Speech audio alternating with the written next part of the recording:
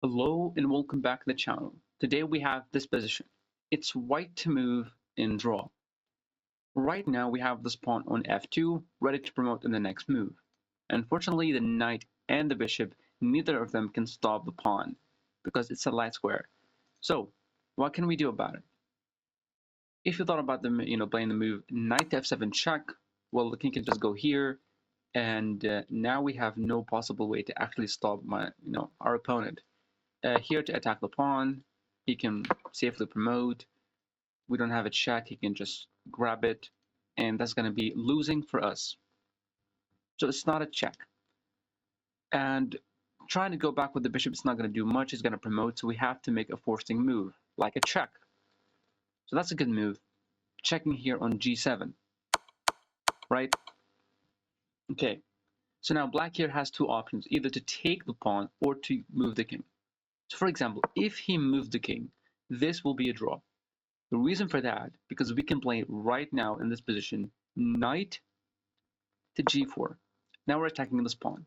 He cannot promote this pawn, it doesn't matter what he promotes to, because it's going to be check, only move, and then this is checkmate, and black has lost. So that's why, after this knight to g4 move, even if he played, for example, this, king to f7, trying to run away, we can just take this pawn. We can go grab this, but then we can take, and then after this move, we can play knight to e4. He plays king to g6, and then we can jump the knight in. If he takes our pawn, we take his pawn. If he push, we take, and this is still a draw. Okay. So after this check, he cannot go here because of knight to g4. But what happens if he actually takes the pawn?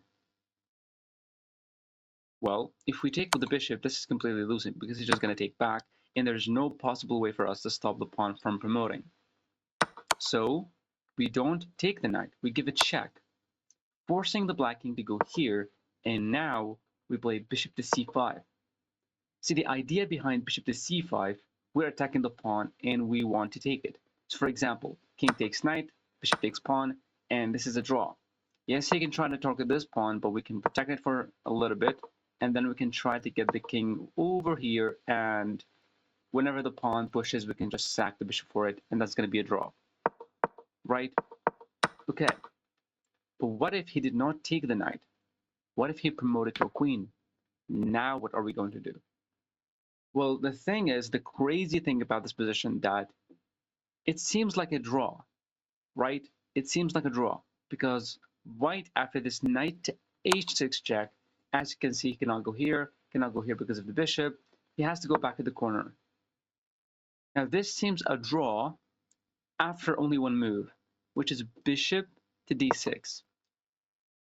The crazy thing is, black can never take this bishop. Like for example, black has this check on a6, we move the king, and he takes our bishop. That's going to be bad because we have a check, king moves, and then again, we get the knight right here, we sack the knight for the pawn, and that's going to be a draw. So that's why he cannot go there and give us a check. Well, the king cannot move, as you can see right now, because of the knight. The pawn cannot move because of the knight. The knight can move, but once it does, it doesn't matter where it actually goes, here, here, here, we give a check. King cannot move, so he has to go back and then block the check.